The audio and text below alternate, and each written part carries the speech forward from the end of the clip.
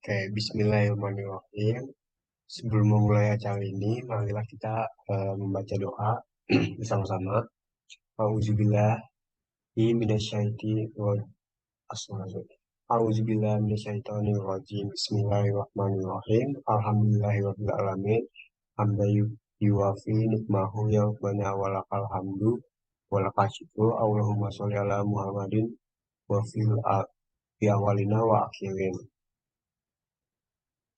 Iyyaka na'budu wa iyyaka nasta'in rabbana taqabbal minna innaka antas samiul alim wa tub 'alaina innaka antat tawwabur rahim. Amin ya rabbal alamin.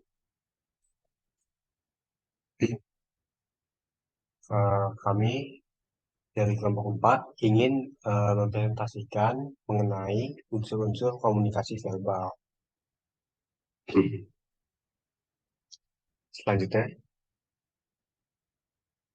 sebelumnya perkenalkan nama saya Tifal Ibadul Wasidin. Saya sebagai moderator.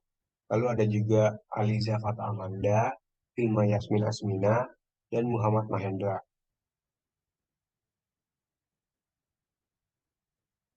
Alasan kami membahas presentasi kali ini karena di dalam dunia komunikasi, unsur-unsur komunikasi verbal memainkan peran penting dalam menyampaikan pesan dengan jelas dan efektif. Komunikasi verbal melibatkan penggunaan kata-kata, bahasa, dan suara untuk menyampaikan informasi, gagasan, atau emosi dari satu individu ke individu lainnya. Nah, dalam presentasi kali ini kita akan menjelajahi 4 unsur kunci yang membentuk dasar komunikasi verbal, yaitu kata-kata, nada, suara, kecepatan berbicara, dan bahasa tubuh. Yang pertama, kekuatan kata-kata dalam komunikasi verbal. Kata-kata memiliki kekuatan untuk membangun atau merusak hubungan, memotivasi atau merendahkan, dan menyampaikan pesan dengan jelas atau ambigu. Pemilihan kata yang tepat dapat meningkatkan pemahaman dan menciptakan resonansi emosional. Sementara kata-kata yang kurang tepat dapat menimbulkan kebingungan atau konflik. Oleh karena itu, pemahaman mendalam tentang makna kata-kata dan kemampuan untuk menggunakannya secara efektif adalah keterampilan kunci dalam komunikasi verbal.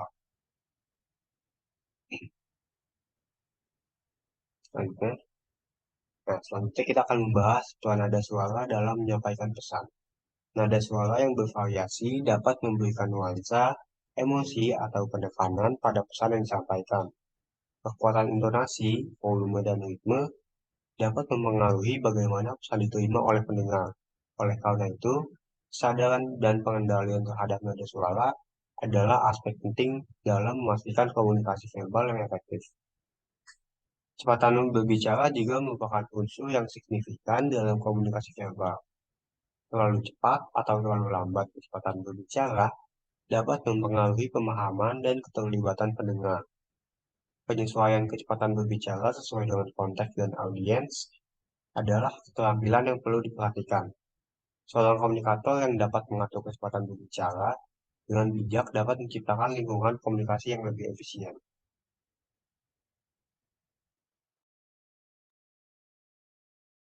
Nah, yang terakhir ada bahasa tubuh, yaitu memainkan peran penting dalam memperkuat atau meredam pesan verbal. Ekspresi wajah, gerakan tubuh, dan sikap dapat memberikan dimensi tambahan pada komunikasi verbal. Keselarasan antara kata-kata dan bahasa tubuh dapat meningkatkan keaslian dan kepercayaan dalam komunikasi. Nah, karena itu, kesadaran terhadap bahasa tubuh dan kemampuan membaca bahasa tubuh orang lain adalah aspek penting dalam meningkatkan kemampuan komunikasi verbal. Dengan memahami dan mengintegrasikan 4 unsur ini, kita dapat meningkatkan keterampilan komunikasi verbal kita. Nah, di presentasi kali ini kita akan menjelajahi setiap unsur secara lebih mendalam, memberikan wawasan praktis dan merancang strategi untuk mengoptimalkannya penggunaannya dalam berbagai konteks komunikasi. Nah, di sini kita akan membahas definisi bahasa, kata dan maknanya, cara bahasa bekerja sebagai perantara komunikasi, cara manusia memproses bahasa yang diterima dalam komunikasi, fungsi bahasa, dampak bahasa terhadap emosi manusia, dampak bahasa terhadap pandangan masyarakat, Jenis-jenis bahasa dalam kehidupan sehari-hari, pesan yang dikomunikasikan melalui penggunaan bahasa kasar, dan juga meningkatkan komunikasi verbal.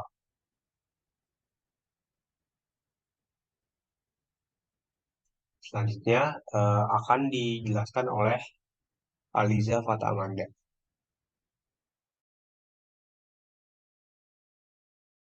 Oke, selanjutnya adalah ada definisi bahasa. Eh, Bahasa secara umum dapat kita artikan sebagai sistem komunikasi manusia dalam bentuk kata-kata yang bisa diucapkan melalui lisan ataupun tulisan.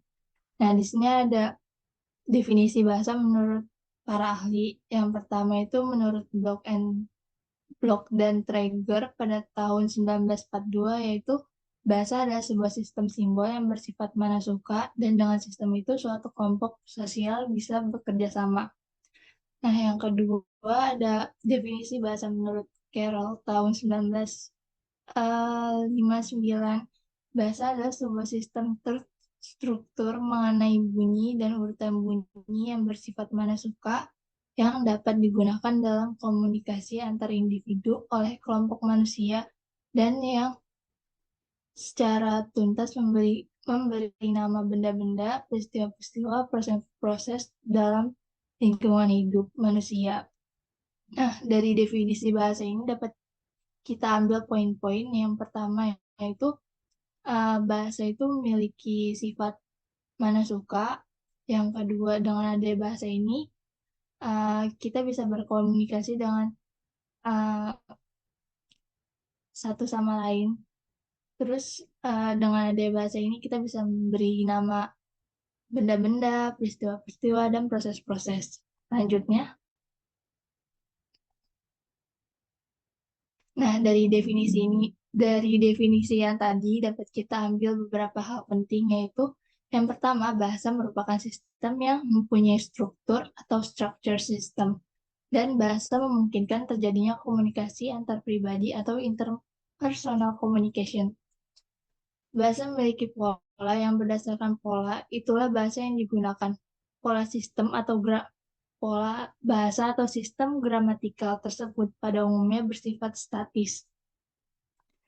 Terus yang kedua, bahasa memungkinkan terjadinya komunikasi antar pribadi atau interpersonal communication. Komunikasi inilah yang merupakan fungsi utama bahasa sebagai alat komunikasi, dan bahasa bertugas untuk menyampaikan informasi atau sebagai alat untuk menerima informasi.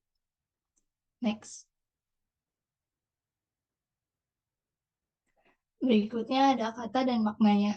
Sebuah kata dapat memiliki aturan yang berbeda untuk memudahkan kita memahami maknanya. Terdapat 3 aturan, yaitu semantik, sintaksis, dan pragmatis. Yang pertama itu ada semantik, yaitu dimensi yang mengacu pada makna dari suatu tanda. Contohnya itu ada seorang ibu yang meletakkan jari telunjuknya di depan bibirnya, meminta seseorang yang sedang mengobrol untuk berhenti berbicara dengan wajah cemberut.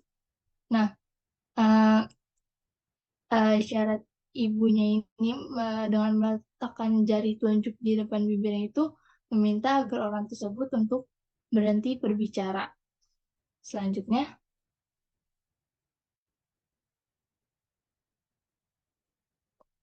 yaitu ada sintaksis, yaitu sistem yang itu dimensi yang mengacu pada cara tanda disusun atau diorganisir dengan tanda lainnya di dalam sistem.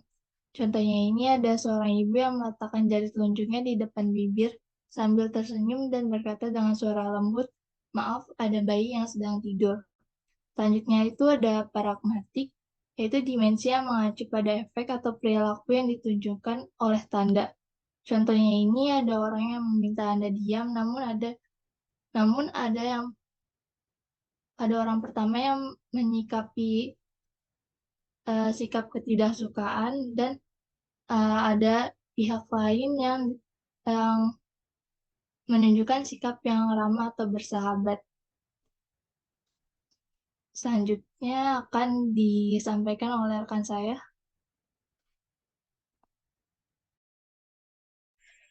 Baik, selanjutnya ada cara bahasa bekerja sebagai perantara komunikasi. Yang pertama, Bahasa berfungsi sebagai perantara pengekspresian pikiran, ide, perasaan, dan informasi yang kompleks kepada orang lain melalui kata-kata, kalimat, dan struktur bahasa lainnya. Yang kedua, bahasa digunakan untuk melakukan komunikasi verbal dan non-verbal. Komunikasi verbal berkaitan dengan kata-kata, sedangkan non-verbal berkaitan dengan ekspresi wajah dan bahasa tubuh lainnya. Yang ketiga, bahasa membantu pembentukan hubungan antara individu dan memfasilitasi interaksi sosial. Kita dapat memahami dan merespon pemikiran orang lain dan membangun kerjasama untuk memperkuat ikatan sosial. Yang keempat, bahasa mencerminkan aspek budaya masyarakat.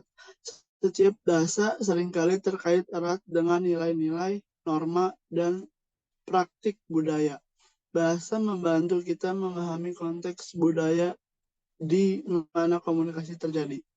Yang kelima, bahasa membantu mengorganisir pikiran dan mengembangkan argumentasi yang jelas dan koheren. Penggunaan struktur bahasa yang benar dapat membantu penyampaian pesan yang efektif dan menghindari kebingungan. Yang keenam, bahasa memainkan peran penting dalam cara kita memahami dan memberi arti pada dunia di sekitar kita. Melalui bahasa, kita dapat menyusun konsep, memberi nama objek, dan menggambarkan pengalaman. Next. Yang ketujuh, bahasa memungkinkan kita untuk menyimpan informasi dan pengetahuan dalam bentuk yang dapat diakses dan dibagikan. Dengan berbagai bahasa, pengetahuan dapat ditransfer dari satu generasi ke generasi berikutnya. Yang kedelapan, bahasa juga digunakan sebagai alat ekspresi seni dan kreativitas seperti dalam puisi, sastra, musik, dan seni pertunjukan lainnya. Selanjutnya ada cara manusia memproses bahasa. Yang pertama itu ada pendengaran dan penerimaan fonetik. Telinga manusia merespon getaran suara dan mentransfer sinyal ke otak. Yang kedua, pemrosesan fonologis. Bahasa lisan dipecah menjadi unit-unit secara suara atau fonem yang membentuk kata-kata. Otak mengidentifikasi fonem-fonem dan menghubungkannya dengan kata-kata yang dikenal. Yang ketiga, analisis sintaksis.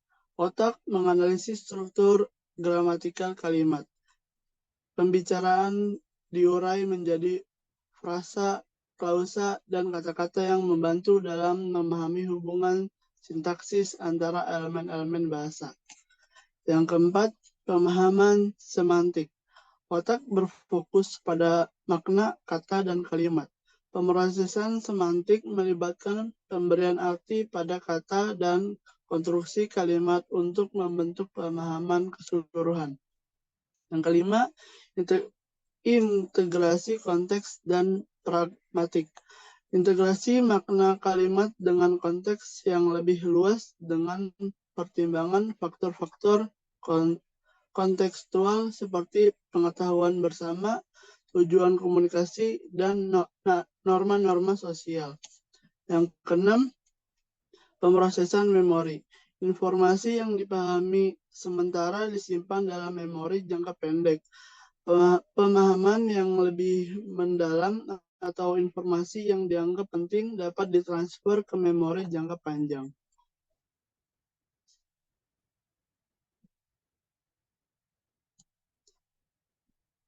Yang ketujuh, pemrosesan top-down dan bottom-up.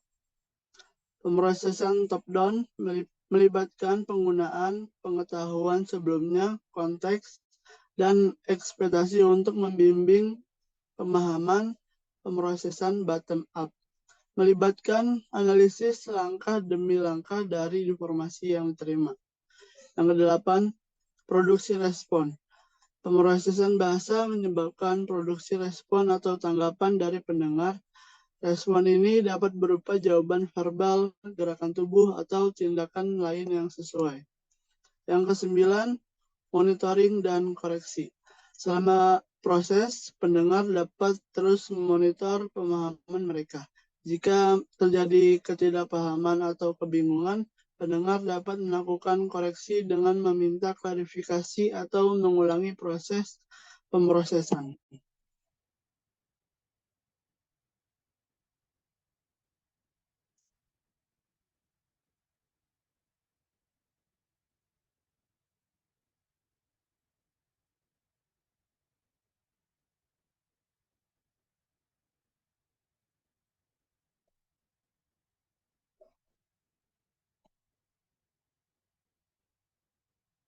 Sebelumnya,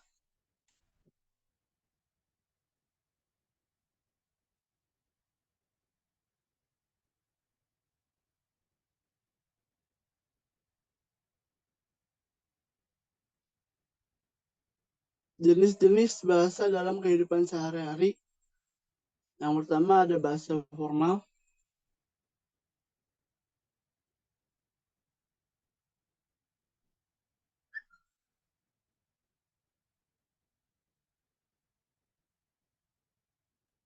Sebelumnya Hilma.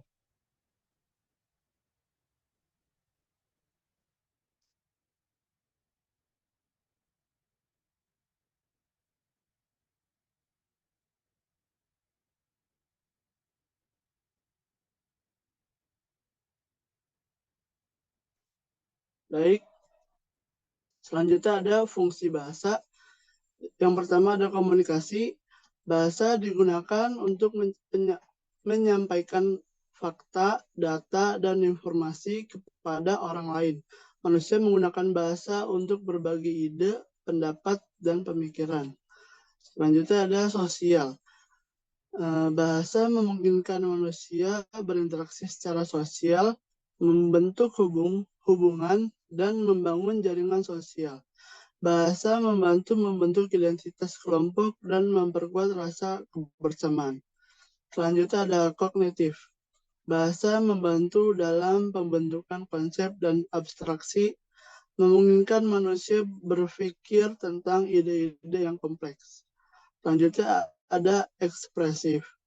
Bahasa digunakan untuk mengekspresikan emosi dan perasaan, baik melalui kata-kata maupun melalui intonasi suara dan bahasa tubuh.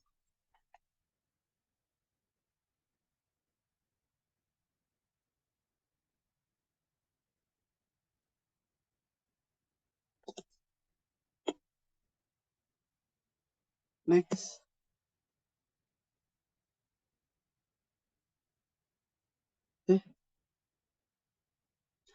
Selanjutnya ada regulatif. Bahasa dapat digunakan untuk mengatur perilaku, memberikan instruksi, dan menentukan norma-norma sosial. Selanjutnya ada simbolis. Bahasa adalah sistem simbolis yang menggunakan kata dan lambang untuk merepresentasikan objek, konsep, dan ide.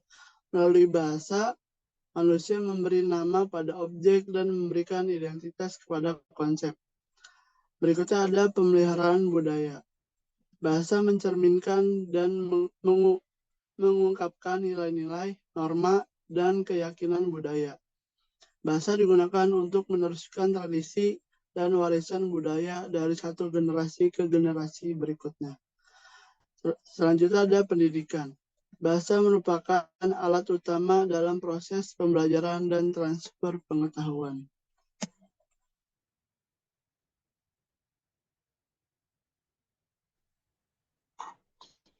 Baik, selanjutnya yang akan kita bahas adalah dampak bahasa. Karena bahasa itu adalah suatu alat yang digunakan sebagai perantara komunikasi, maka bahasa itu punya dampak yang signifikan terhadap kehidupan manusia. Salah satu aspek yang dipengaruhi oleh bahasa itu adalah emosi. Yang pertama itu bahasa itu bisa memberikan dampak terhadap cara kita mengekspresikan emosi gitu. Kenapa? Karena bahasa itu memungkinkan kita untuk mengekspresikan apa yang kita rasakan sehingga kita itu nanti akan jadi lebih mudah untuk mengetahui sebenarnya kita tuh lagi kenapa gitu. Misalnya kayak ada kata-kata yang fungsinya itu adalah untuk mendefinisikan atau menggambarkan keadaan ketika misalnya kita merasa marah atau merasa sedih, kecewa, dan lain-lain. Nah, salah satu fungsi bahasa atau dampak bahasa itu adalah membantu manusia untuk mengekspresikan emosi tersebut. Kemudian yang kedua itu ada komunikasi emosi gitu. Jadi melalui kata-kata kita itu bisa menyampaikan apa yang kita rasakan kepada orang lain. Nah, kalau misalnya kita udah ngasih tahu kepada orang lain apa yang kita rasakan itu, kita bisa mendapatkan feedback yang memang kita butuhkan. Misalnya kita bisa mengkomunikasikan kepada teman atau kepada keluarga kalau misalnya kita sedang merasa sedih. Nah, nanti respon empati dari teman-teman atau dari keluarga itu bisa kita dapatkan karena kita sudah mengkomunikasikan apa yang kita rasakan. Kemudian yang ketiga ada pemrosesan emosi. Jadi bahasa itu bisa membantu kita untuk memproses emosi dalam dengan cara memberi nama pada emosi-emosi kita gitu. Jadi ketika misalnya kita sedang mengenali apa yang sedang kita rasakan itu dan mencoba untuk memverbalisasikannya, misalnya kayak kita merasa sedih nih mau nangis dan ketika kita mau mengatakan atau mau mengekspresikan dan bilang kalau misalnya kita mau nangis itu di situ ada eh, proses pemrosesan emosi gitu. Jadi kita mengenali apa yang kita rasakan. Kemudian yang keempat itu adalah pengaturan diri. Jadi bahasa itu bisa digunakan sebagai alat pengaturan diri terhadap emosi. Kalau misalnya kita familiar dengan istilah journaling, nah journaling ini adalah salah satu dampak bahasa yang bisa memberikan kita atau yang bisa membantu kita untuk mengelola emosi kita gitu. Karena dengan mengekspresikannya itu biasanya kita juga sambil memproses apa yang kita rasakan. Jadi nanti kita dapat berpikir lebih lebih jernih dan dapat mengambil keputusan dengan lebih baik. Kemudian yang kelima adalah pengaturan coping. Jadi bahasa itu bisa menjadi sarana coping atau penanganan ketika manusia itu menghadapi tantangan atau kehilangan. Merinci dan mengungkapkan pengalaman emosional lewat bahasa itu bisa membantu kita dalam proses penyembuhan. Jadi kalau misalnya orang-orang yang memiliki um, yang orang-orang yang memiliki kebutuhan khusus dalam keadaan mentalnya itu bisa dibantu lewat konsultasi dengan psikolog atau misalnya atau psikiater yang dimana dalam prosesnya itu tuh melibatkan komunikasi melalui kata-kata. Kemudian yang keenam itu adalah pengaruh pikiran. Jadi apa yang kita katakan kepada diri kita sendiri itu cenderung bisa memberikan sugesti gitu. Jadi kalau misalnya kata-kata yang kita kasih atau kata-kata yang kita ucapkan itu adalah kata-kata yang positif, sugesti atau diri kita itu biasanya akan menarik hal-hal yang positif juga gitu. Tapi kalau misalnya kita seringnya itu mengucapin kata-kata yang negatif, maka diri kita itu cenderung akan menarik emosi-emosi yang negatif juga. Nah, kemudian bahasa itu nggak cuma berdampak pada emosi kayak emosi-emosi yang sedih, marah, dan sebagainya, tapi bahasa itu juga berdampak pada yang pertama itu ada nama. Jadi di dalam masyarakat kita itu nama itu udah ada kelompok-kelompoknya tersendiri. Jadi kalau misalnya kita ngebaca satu nama itu biasanya kita udah punya bayangan, oh ini nama untuk laki-laki, oh ini nama untuk perempuan, atau nama ini milik kelompok tertentu gitu. Misalnya kalau di Indonesia nama Salsabila atau nama Nabila itu tuh udah jadi kelompok udah jadi nama untuk kelompok perempuan gitu. Sedangkan nama-nama kayak Budi, nama-nama kayak Wahyu itu tuh udah dikelompokkan sebagai nama untuk anak laki-laki atau untuk nama untuk laki-laki gitu. Jadi kalau misalnya kita ngebaca nama itu, walaupun kita nggak tahu orangnya seperti apa, kita belum pernah ketemu orangnya, itu kita udah bisa mengasumsikan kalau misalnya dia itu perempuan atau laki-laki. Terus contoh lainnya itu adalah nama Nasution. Kalau misalnya kita baca nama Nasution itu kita udah bisa mengira-ngira, oh orang ini dari kelompok masyarakat tertentu. Kalau dalam bahasa Inggris itu contohnya misalnya kalau yang laki-laki ada Noah, William, James, Oliver. Terus kalau untuk yang perempuan itu ada Emma, Isabella, Sophia, dan segala macam. Tapi kalau di bahasa Inggris itu ada juga nama-nama yang netral, gender netral. Jadi dia itu bisa atau umum dimiliki oleh laki-laki maupun perempuan. Itu misalnya kayak Sam, Alex, Cameron, dan segala macam. Nah, kemudian bahasa itu juga bisa berpengaruh terhadap cara kita menjalin hubungan dengan orang lain atau afiliasi.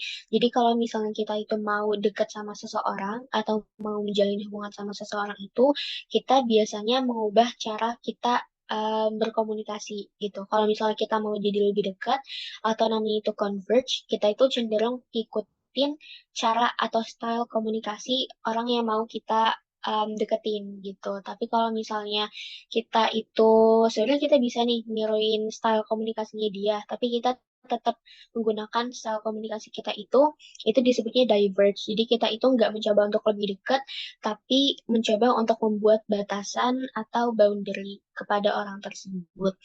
Kemudian bahasa itu juga bisa berdampak terhadap seksisme. Seksisme itu adalah tindakan bias atau condong kepada satu sisi yang dilatar belakangi oleh perbedaan gender. Nah, seksisme itu dapat difasilitasi oleh bahasa lewat yang namanya sexist language atau bahasa seksis. Jadi bahasa-bahasa yang um, bisa dijadikan sarana untuk orang-orang tuh kayak melakukan seksisme itu gitu. Misalnya penggunaan istilah working mother yang sangat menonjol kalau dalam bahasa Inggris. Sedangkan penggunaan kata working father itu nggak seumum atau bisa dibilang sangat jarang dibandingkan dengan working mother. Padahal mereka ini adalah dua hal yang um, cuma beda di gendernya aja gitu. Kenapa bisa working mother itu menonjol? Karena dalam budaya kita itu biasanya perempuan yang udah memasuki usia dewasa itu sangat dibedakan. Kalau misal entah itu dia sudah menikah, belum menikah, sudah menikah dan memutuskan untuk jadi ibu rumah tangga aja, atau sudah menikah dan memutuskan untuk kerja gitu. Terus yang terakhir ada rasisme. Jadi ini mirip sama seksisme tadi, tapi kalau rasisme ini tindakan bias yang didasari oleh perbedaan ras atau perbedaan perbedaan etnis. Nah, bahasa itu bisa menjadi sarana sarana untuk melakukan rasisme lewat yang namanya racist language atau bahasa rasis. Misalnya kayak konotasi dari kata black and white gitu karena di Amerika Serikat sendiri itu ada perbedaan yang besar, maksudnya masyarakat-masyarakatnya itu masih ada yang rasial terhadap perbedaan warna kulit gitu. Kalau misalnya kata-kata black itu cenderung diasosiasikan kepada hal-hal yang negatif, misalnya kayak black market.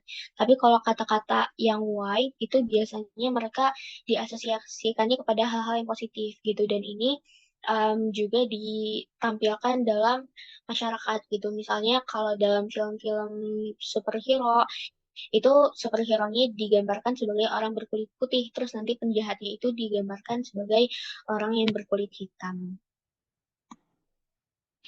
Nah, selanjutnya adalah dampak bahasa terhadap persepsi masyarakat. Jadi bahasa itu kan tadi digunakan sebagai sarana berkomunikasi.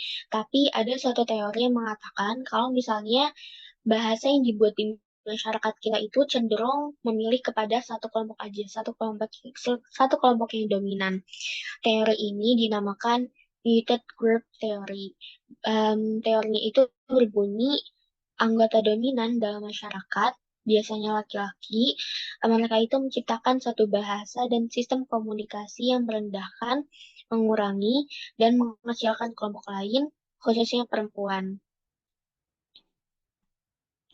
Jadi misalnya itu salah satu contoh atau perwujudan dari munculnya kata feminisme. Jadi kata feminisme itu kalau di masyarakat kita, apalagi di zaman dulu itu konotasinya dikelompokkan ke dalam kata-kata yang negatif. Padahal kalau dalam KBBI, feminisme itu artinya adalah gerakan wanita yang menuntut persamaan hak sepenuhnya antara kaum wanita dan kaum pria. Kenapa feminisme itu dia bisa dikaitkan ke dalam hal-hal yang negatif?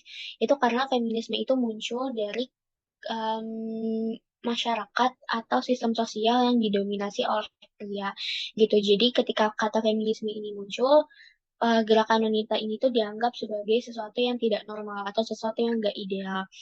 Di buku Interpersonal Communication yang ditulis oleh Jason itu, dia bahkan bilang kalau misalnya fakta bahwa kita nggak punya kata yang sama untuk ngegambarin perjuangan yang dilakukan oleh laki-laki itu menunjukkan adanya sesuatu hal yang salah di masyarakat kita. Nah, ini adalah diagram atau gambar yang yang menggambarkan tentang teori ini gitu. Jadi, dominant group, lingkaran yang biru itu yang warnanya lebih tegas, gambaran mereka atau persepsi mereka terhadap realita itu digambarkan dengan garis yang tegas. Garisnya itu nggak putus-putus. Ini tuh maksudnya apa yang di apa yang dilihat atau persepsi yang dimiliki oleh kelompok yang dominan itu dianggapnya adalah sesuatu yang benar atau sesuatu yang memang benar-benar terjadi.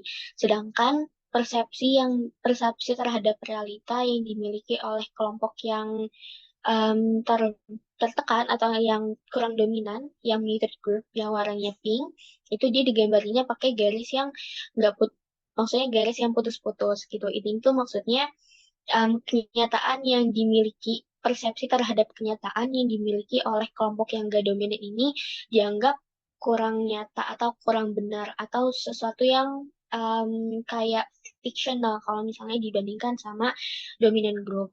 Padahal dalam kenyataannya itu tidak demikian. Jadi biasanya persepsi yang dimiliki oleh kelompok-kelompok yang lebih lemah itu adalah sesuatu yang sebenarnya nyata atau terjadi gitu karena kelompok yang lemah ini kan mereka nggak punya privilege seperti yang dimiliki oleh dominant group gitu makanya realitas yang sebenarnya itu sebenarnya adalah realita yang dilihat oleh kelompok yang tidak dominan ini. Nah, selanjutnya akan dijelaskan oleh teman saya.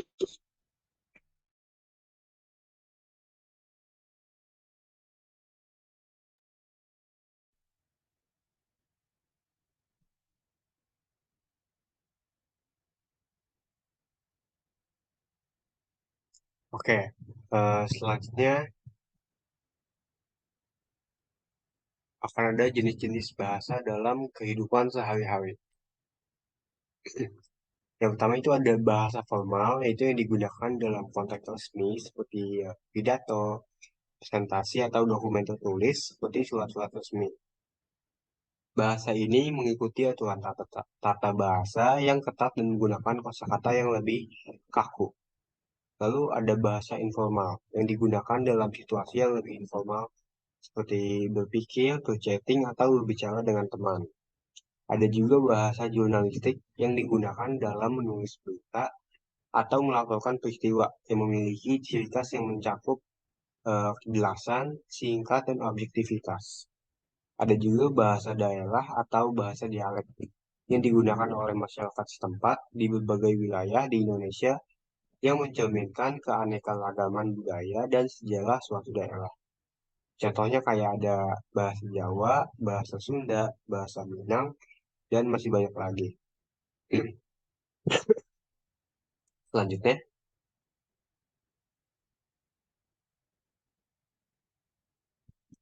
ada juga bahasa teknis. Itu yang digunakan dalam bidang-bidang khusus seperti bidang kedokteran, bidang hukum, atau bidang teknologi. Ragam bahasa ini memiliki kosakata yang khusus dan istilah yang spesifik yang digunakan oleh para profesional dalam bidang tersebut. Ada juga bahasa akademik, yaitu bahasa yang digunakan dalam tulisan ilmiah, esai, dan presentasi akademik. Bahasa akademik ini cenderung lebih formal dan menggunakan kosakata yang lebih kompleks. Ada juga bahasa internet. Bahasa ini digunakan di media sosial, platform pesan instan, dan forum online. Bahasa internet seringkali ditandai dengan penggunaan singkatan, emoticon, tanda baca yang tidak konvensional, dan frasa populer yang sering muncul dalam meme atau viral di dunia maya. Lalu ada juga bahasa multikultural, yaitu yang mengacu pada penggunaan kosakata dari berbagai bahasa yang ada dalam masyarakat tersebut. Contohnya dalam bahasa Indonesia terdapat penggunaan istilah atau kata serapan dari bahasa Jawa, Minang, Arab, dan bahasa-bahasa lainnya. Selanjutnya,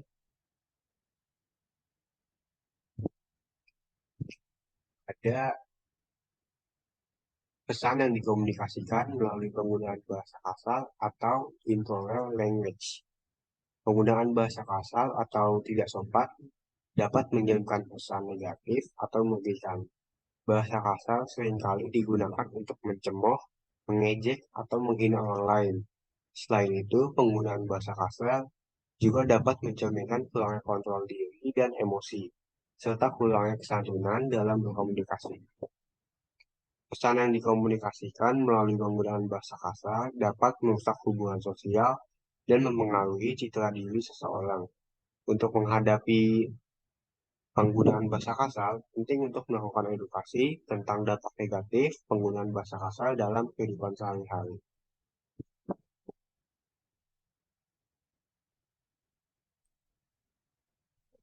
Selanjutnya, nah ini ada dampak penggunaan bahasa kasar. Yang pertama, kerusakan hubungan sosial penggunaan. Bahasa kasar dapat membatalkan hubungan sosial dan membuat orang merasa tersinggung, merasa hina, atau tidak nyaman di sekitar Anda. Lalu ada juga efek psikologis negatif. Itu penggunaan bahasa kasar dapat menyebabkan merasa kecewa, ketidaknyamanan, atau tidak puasan. Lalu juga bisa berdampak kesulitan dalam berkomunikasi. Bahasa kasar cenderung menghancurkan kualitas komunikasi yang sehat dan konstruktif, menghambat pemahaman yang benar, dan menghalangi dialog yang bermakna. Penurunan kualitas penurunan kualitas komunikasi. Penggunaan bahasa kasar dapat menyebabkan penurunan kualitas komunikasi antara individu. Lalu juga dapat menciptakan lingkungan yang tidak aman. Penggunaan bahasa kasar dapat membangun lingkungan yang tidak aman dan menciptakan suasana yang tidak nyaman. Lalu juga bisa berdampak terhadap reputasi. Penggunaan bahasa kasar di lingkungan profesional dapat memiliki dampak negatif pada reputasi dan hubungan profesional yang penting, konflik dengan rekan kerja, atasan, atau klien. Selanjutnya,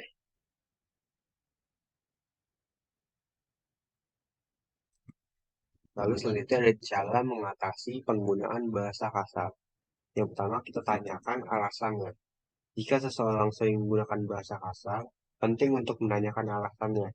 Hal ini dapat membantu orang tersebut mengenali emosinya dan menumbuhkan rasa empati. Lalu kita sepakati pilihan kata-kata yang dianggap pantas dalam keluarga. Dengan mengadakan diskusi di keluarga, Anda dapat sepakat untuk menggunakan kata-kata yang dianggap pantas dan sopan dalam berkomunikasi sehari-hari. Lalu gunakan bahasa yang mudah dimengerti.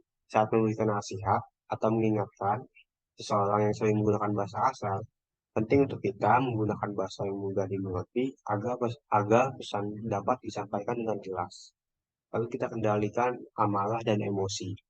Penting untuk belajar mengendalikan amarah dan emosi agar tidak terpancing untuk menggunakan bahasa kasar.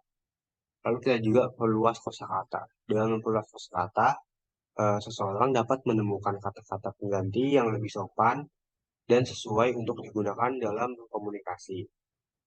Lalu jadilah contoh yang baik. Jadi contoh yang baik, terutama bagi anak-anak, dalam menggunakan bahasa yang sopan dan menghindari penggunaan bahasa kasar. Selanjutnya,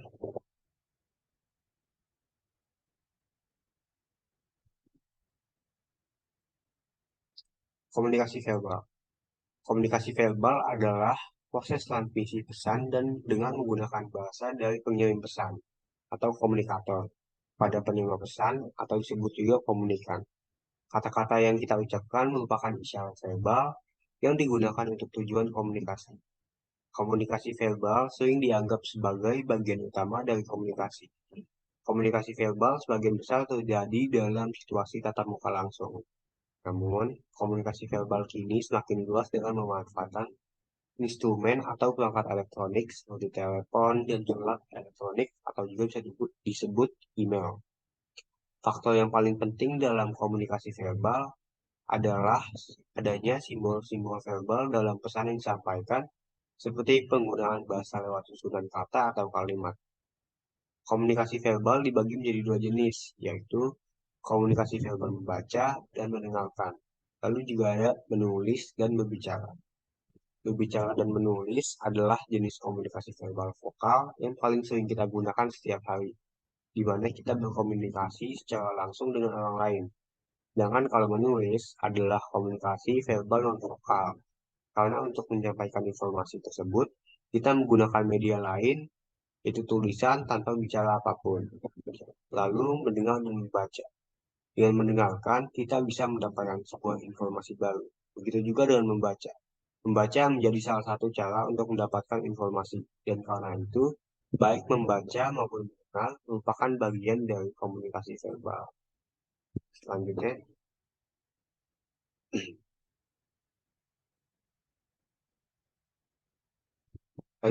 ada bentuk komunikasi verbal. Yang pertama, komunikasi tertulis. Komunikasi tertulis adalah bentuk komunikasi verbal yang dilakukan melalui tulisan. Komunikasi tertulis biasanya dilakukan karena keterbatasan jarak antara komunikator dan komunikan. Selain itu, komunikasi tertulis juga dilakukan jika dibutuhkan catatan atau dokumentasi untuk dijadikan bukti. Dalam melakukan komunikasi tertulis, baik komunikator dan komunikan harus mempunyai kemampuan yang baik dalam menulis dan membaca. Hal ini karena komunikasi tertulis merupakan proses mengubah komunikasi lisan menjadi simbol alfabet, kata, ataupun kalimat. Kedua kemampuan tersebut dibutuhkan agar pesan yang ingin disampaikan dapat dipahami dengan baik. Lalu yang kedua ada komunikasi lisan, atau juga disebut komunikasi oral. Adalah bentuk komunikasi verbal melalui interaksi langsung atau tatap muka antara komunikator dan komunikan. Cakapan pada komunikasi lisan bisa melibatkan lebih dari dua individu. Komunikasi lisan telah disebut sebagai komunikasi yang kaya akan konten. Hal ini dikarenakan komunikasi lisan melibatkan interaksi yang intens antara komunikator dan komunikan, sehingga menghasilkan produk komunikasi yang berkualitas.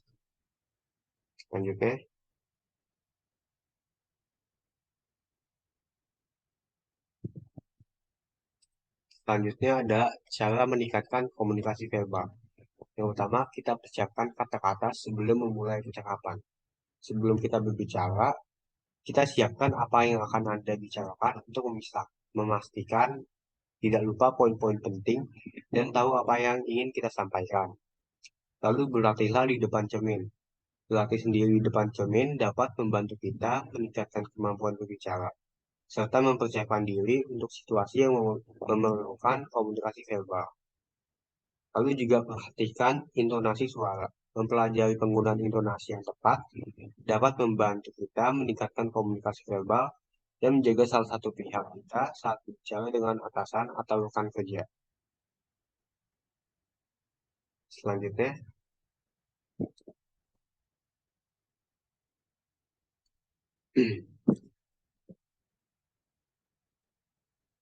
langsung kesimpulan. Selanjutnya ada FAQ atau pertanyaan yang sering ditanyakan atau umum ditanyakan. Selanjutnya,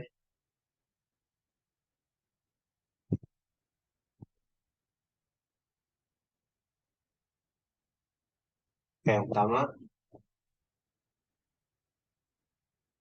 sorry.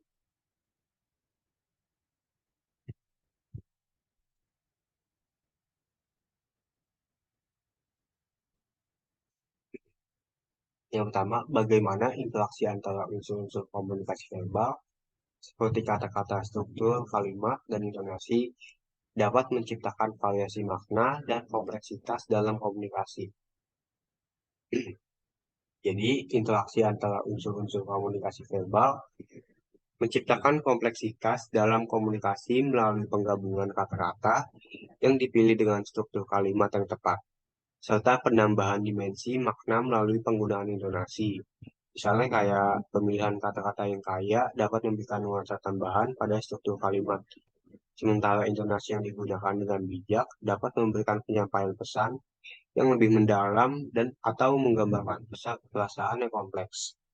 Jadi dengan demikian, kombinasi elemen-elemen ini tidak hanya menentukan arti harfiah, tapi juga menambahkan lapisan makna yang lebih dalam dan kontekstual dalam komunikasi verbal. Selanjutnya, pertanyaan kedua, dalam konteks komunikasi verbal, bagaimana peran pemilihan gaya bahasa dan penggunaan semantik secara tepat dapat mempengaruhi efektivitas suatu pesan, terutama dalam situasi komunikasi yang rumit atau ambigu. Pemilihan gaya bahasa dalam komunikasi verbal memiliki dampak signifikan terhadap efektivitas pesan, terutama dalam situasi yang rumit atau situasi yang ambigu. Gaya bahasa yang tepat dapat mengubah nuansa dan memberikan dimensi tambahan pada pesan.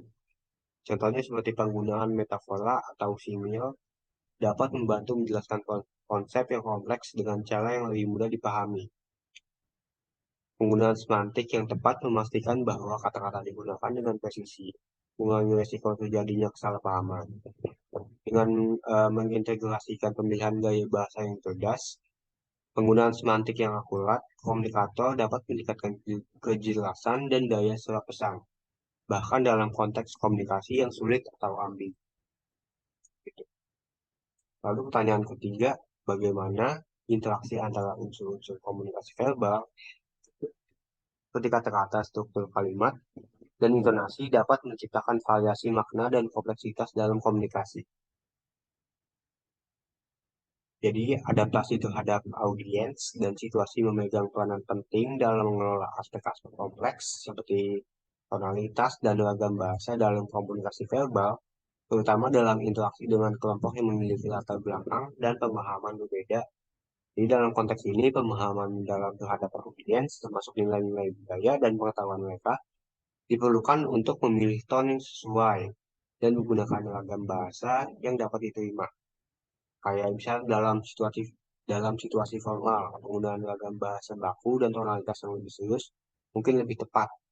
Kalau di lingkungan informal atau teman sebaya, penggunaan ragam bahasa yang lebih santai dan tone yang lebih lama itu bisa lebih diterima. Jadi kemampuan untuk menyesuaikan komunikasi verbal dengan karakteristik audiens dan situasi menjadi keterampilan kunci dalam mencapai efektivitas dan pemahaman yang optimal.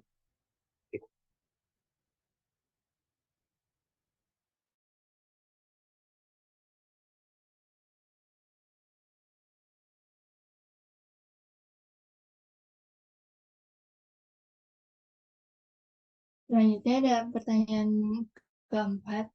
Misalnya seorang ibu dengan wajah cemberut meletakkan jari telunjuknya di depan bibirnya, minta Anda yang sedang mengobrol untuk berhenti bicara. Contoh ini, kenapa contoh ini termasuk contoh semantik? Ya, jawabannya itu karena dalam contoh tersebut, tindakan ibu yang meletakkan jari telunjuknya di depan bibirnya dengan ekspresi wajah yang cemberut ini menyiratkan suatu makna atau pesan, yaitu meminta agar pembicaraan segera dihentikan atau dikurangi. Jadi, elemen-elemen tersebut membawa informasi atau makna yang bersifat semantik dalam konteks situasi yang dijelaskan. Pertanyaan yang kelima, yaitu bahasa bersifat mana suka, apa artinya kalimat ini? Kata mana suka itu sendiri dapat diartikan sebagai mampu memberikan makna. Jadi, bahasa bersifat mana suka, yaitu dengan adanya bahasa memungkinkan manusia menyampaikan dan memahami makna melalui simbol-simbol dan serangkaian bunyi. Pertanyaan yang keenam, mengapa pola bahasa atau sistem gramatikal tersebut pada umumnya bersifat statis? Jawabannya itu karena sistem tata bahasa atau pola bahasa pada umumnya bersifat statis karena merujuk pada aturan dan struktur bahasa yang cenderung tetap dan tidak berubah dengan cepat atau secara drastis. Ada beberapa alasan mengapa pola bahasa bersifat statis, yaitu yang pertama ada tradisi dan konservasi. Aturan tata bahasa seringkali diwariskan secara turun-temurun dan dijaga agar tetap konsisten untuk menjaga kesinambungan dan identitas budaya. Perubahan besar dalam aturan tata bahasa seringkali membutuhkan waktu dan kesepakatan dalam komunitas bahasa. Yang kedua itu ada kestabilan komunikasi. Untuk menjaga komunikasi yang efektif, penting untuk memiliki konsistensi dalam aturan tata bahasa. Jika aturan berubah terlalu cepat, hal ini dapat menyebabkan kebingungan dalam komunikasi sehari-hari. Yang ketiga itu ada prastruktural. Struktural sintaksis dan tata bahasa memberikan dasar untuk memahami hubungan antara kata-kata dalam sebuah kalimat. Perubahan yang besar dalam struktur ini dapat merusak pemahaman dan menyulitkan untuk berkomunikasi. Meskipun begitu, pola bahasa bersifat statis dalam banyak aspek. Perlu diingat bahwa bahasa dapat berubah dari waktu ke waktu karena pengaruh budaya, teknologi, dan perubahan sosial. Meskipun demikian, perubahan ini seringkali merupakan proses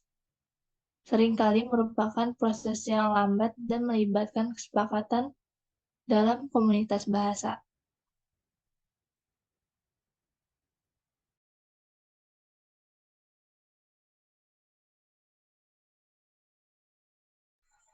Baik, selanjutnya nomor 7, bagaimana perhatian dan fokus memengaruhi kemampuan seseorang dalam memproses bahasa secara efektif.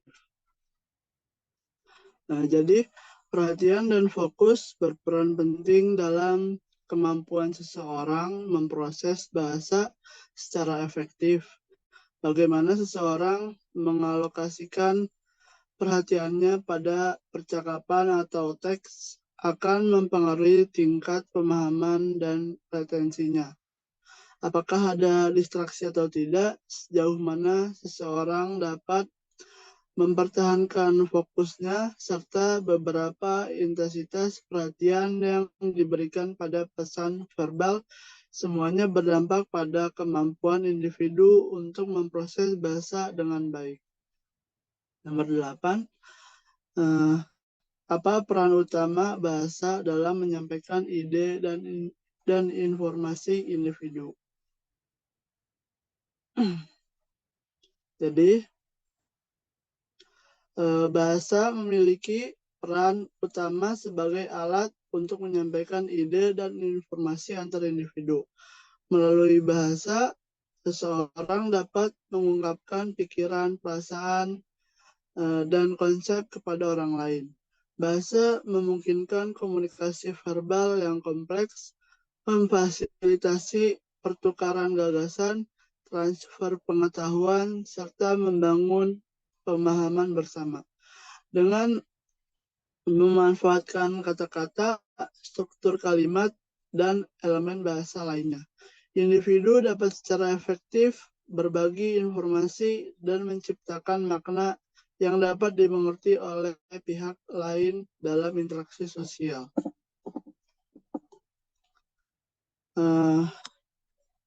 Yang ke-9, apa dampak penggunaan bahasa dalam membangun dan mempertahankan hubungan sosial? Jadi, penggunaan bahasa memiliki dampak signifikan dalam membangun dan mempertahankan hubungan sosial. Bagaimana seseorang berkomunikasi dapat memengaruhi kualitas hubungan interpersonal. Melalui bahasa, individu dapat menyampaikan empati, mendukung, dan memperkuat ikatan sosial. Sebaliknya, kesalahpahaman atau komunikasi yang tidak efektif dapat berpotensi merusak hubungan. Bahasa juga memainkan peran dalam membentuk norma sosial, membantu individu mengidentifikasi diri dalam kelompok, serta menciptakan rasa keterkaitan dan kebersamaan.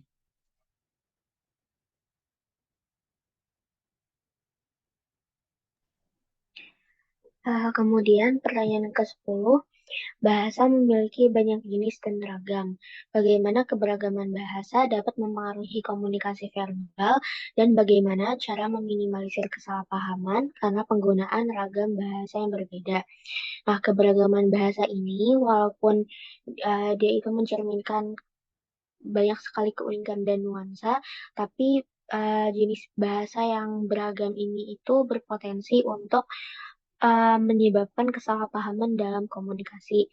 Nah, kenapa demikian? Karena dalam bahasa yang berbeda itu kadang um, artinya berbeda walaupun kata yang digunakan itu sama gitu. Jadi dalam komunikasi dengan ragam yang berbeda-beda ini, salah satu hal yang harus kita perhatikan itu adalah pemahaman kontekstual.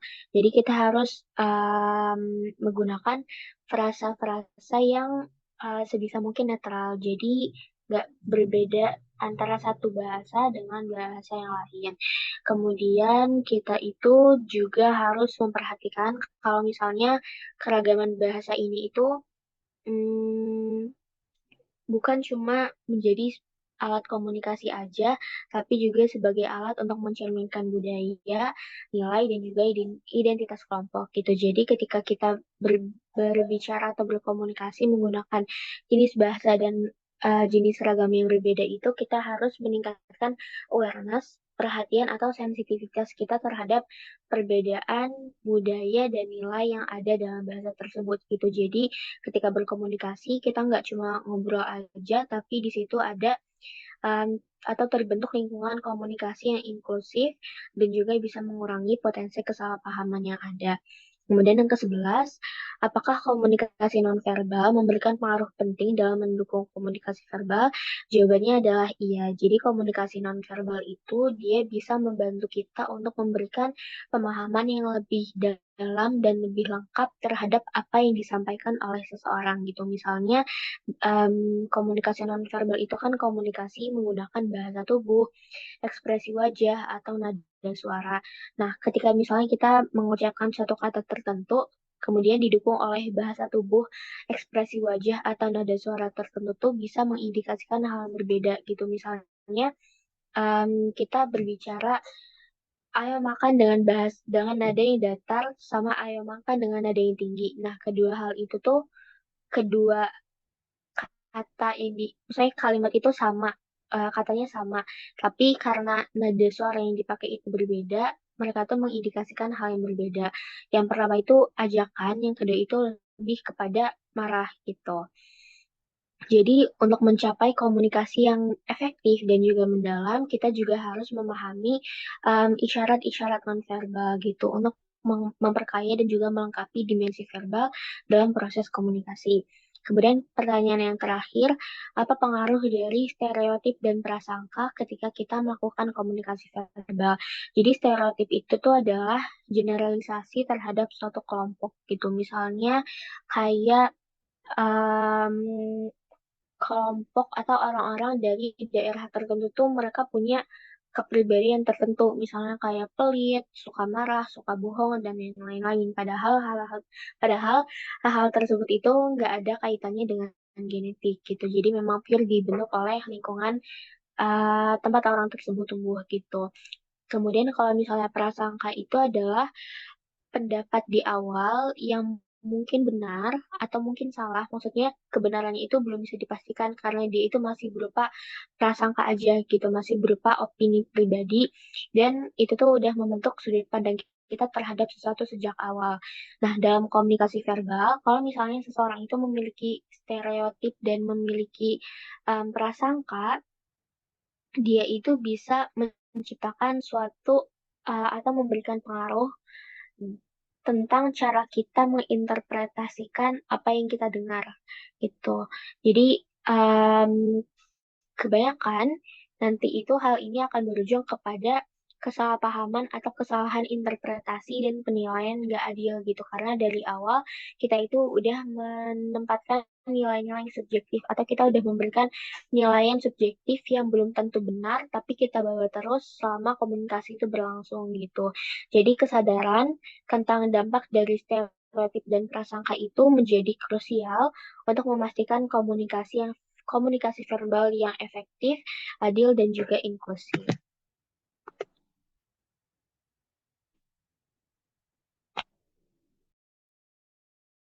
Oke, jadi kesimpulan pada presentasi kali ini adalah Bahasa adalah sistem terstruktur yang memungkinkan komunikasi antara manusia dengan menggunakan kata-kata berdasarkan pola terstruktur semantik, sintaktik, dan pragmatik. Dalam peranannya sebagai alat komunikasi, bahasa membantu menyampaikan pikiran, memahami maksud orang lain, membentuk interaksi sosial, dan juga menyimpan dan menyebarkan informasi. Meskipun demikian, bahasa bukan sarana yang sempurna karena bisa mendiskriminasi dan menunjukkan kekuasaan kelompok dominan.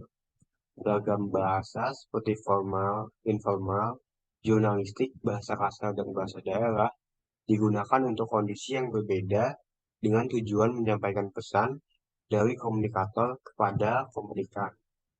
Untuk meningkatkan komunikasi verbal, seseorang perlu melatih keterampilan berbicara, intonasi, artikulasi, memperluas kosakata, mendengarkan dengan baik, dan menggunakan bahasa tubuh yang tepat.